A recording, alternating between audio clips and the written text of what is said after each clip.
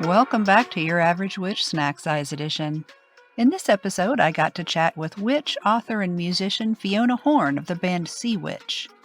Fiona answered the questions of choice and gave us a little taste of what we'll hear from her in the full-length interview coming in 2023. Follow Your Average Witch podcast to be sure you catch the full episode next year.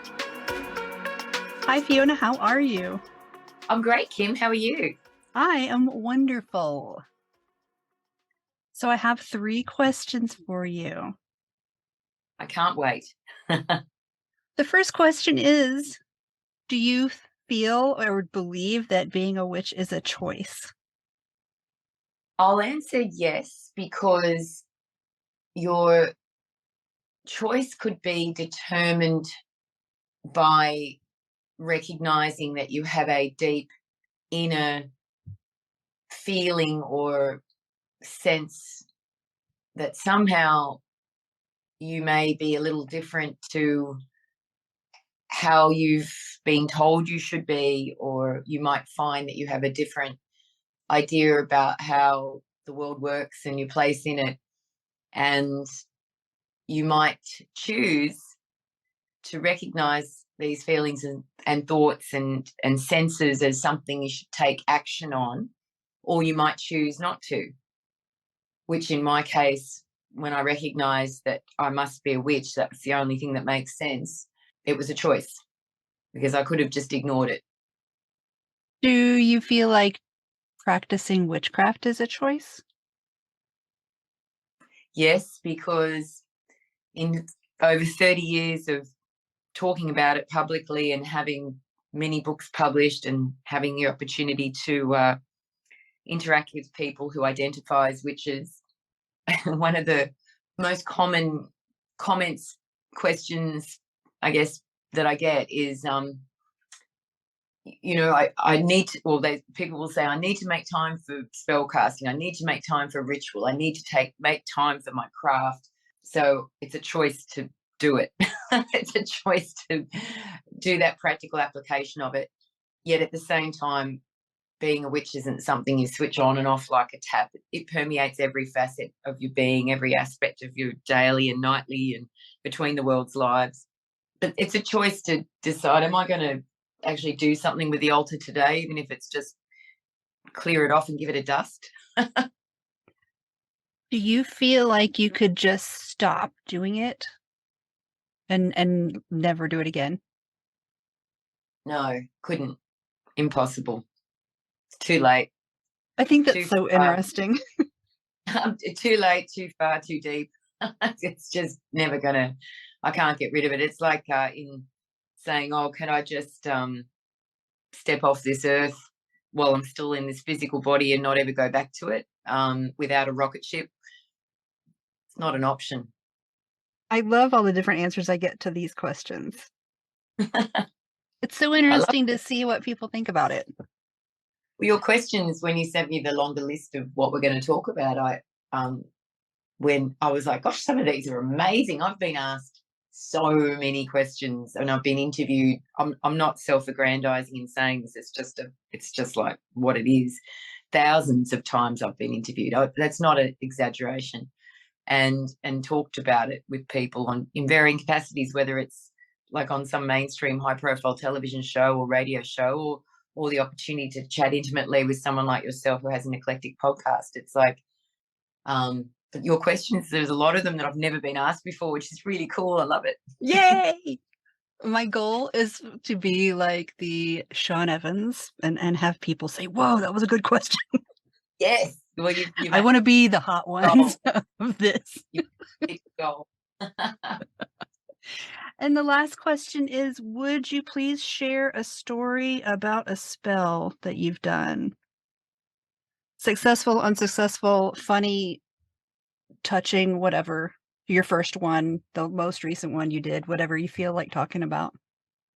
Because I have been asked that question before, and I'd like to give a different answer to what I normally jump to.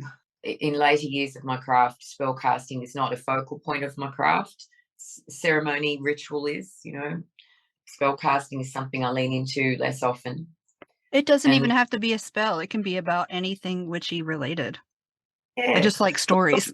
I almost feel like I'm giving you my answer now as I say that. It's almost like, yeah, I don't lean into spell casting as much now in my craft, and but I do emphasize ceremony and ritual as really important parts of my craft. And yet, when I'm asked about a spell, I just immediately there's two things that come to mind. The very first one I cast, I know what that is.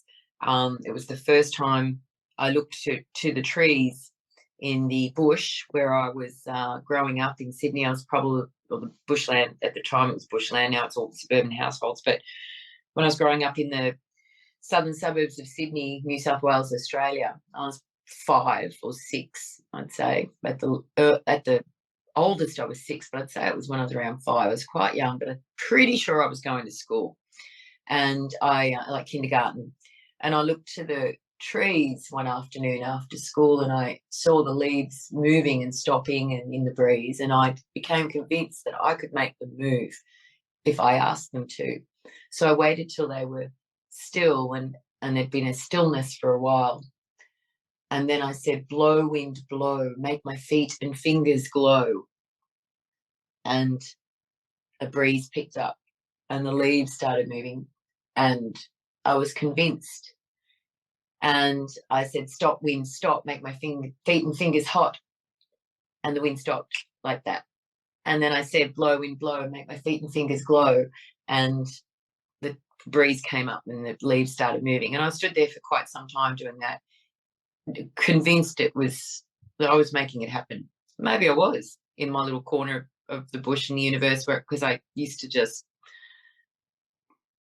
to spend all my time in the bush, and I think that laid a foundation for revering the natural world as sacred, feeling I had an intimate relationship with it that was unique, and that it spoke to me and I spoke to it, and it heard me and I heard it. And that really formed the cornerstone of my practice as I grew and evolved into a human with more years behind them, and recognise that the ritual and ceremony and the nature worshipping aspects of modern witchcraft are what spoke to me as being a framework to explore the world from and within this life. I'm curious about something. Mm-hmm. So you're a musician, right? Yes, among Do things, you but write? I have Do you write lyrics? oh yes, definitely, Okay. very much so. The bands I've been in over the years, in the 90s, the band I was in called Deaf Effects was a very successful band. Toured America multiple times, charted in the Billboard charts, had a lot of chart and touring success in Australia. So it's quite a big deal. And the lyrics I wrote in that band, sometimes my occult and witchy leanings were revealed. I didn't really talk about identifying as a witch until the very last interview I did for the band, which was in Rolling Stone magazine, Rolling Stone Australia. And they said, they used it as a caption in a photo of me saying, "Fiona Horne is a witch who believes in, what was it? I think they wrote light and dark energies or something like that. That was the only thing they said about it, was a caption in the photo. And then when that band broke up in 1997, I had the opportunity to write my first book about witchcraft, and my publisher, or the publisher that became my publisher, Random House, Jane Palfreyman, the director of publishing there, came to me and said, "I think a rock star writing a book about witchcraft will sell a few copies, so let's have it." And so I did, and that book became a really big bestseller. Like, it was, and it's still published, and that was in 1998 it was published. It's still available. It's still one of Australia's top books written by an Australian author. Well, it really brought witchcraft to the forefront. In the late 90s, witches were getting quite popular. You had, from the entertainment world perspective, you had Charmed on TV, you had, the Craft movie, you had a bunch of things going on where witches were at the forefront and were a topic that was considered entertaining by the media and mainstream entertainment outlets. And I was kind of swept up in that, became quite the spokesperson for it. Certainly that's where witchcraft became a job for me. It never was prior to that, from when I was 18 to which is when I really identified as a witch and did a self-initiation ceremony, because there was no internet then and nothing around. I couldn't find anyone else, so I just did it myself with some books I managed to find in old secondhand bookshops. But, from when I was like 18 through to 31, it was kind of something that was just for me, and then it became my job. The reason I asked is because I don't do much spoken anything in my practice. Mm. And you started out with it, and that's super interesting to me. And you used it in your job, so I just wonder Yeah, if some people are more likely to have that work for them than others. I love that, you don't use the obvious spoken word to work your magic and practice your craft. That's a beautiful approach, and certainly I think when you look at usually what I've found in practicing over these decades is that it'll change what you do, and that's important and necessary to allow that to happen if you feel driven to do that, or if you're shown to do that. It's not to get too attached to any one way. That would become very limiting, I think. Mm-hmm. I do a lot of blowing of things. Yeah, it's I use a lot beautiful. of breath. Well, that's the element of air, isn't it? If you look at it really in a really literal sense, you're working with the element of air a lot, and that's obviously linked to thought and cerebral kind of stuff as well. As well as divine connection and interaction. So yeah, you might feel called to do something else. You might start finding you're using your hands more than your breath and moving stuff around, which I would offer might be earth. Yeah, I'm Taurus, so I'm pretty there. Mm.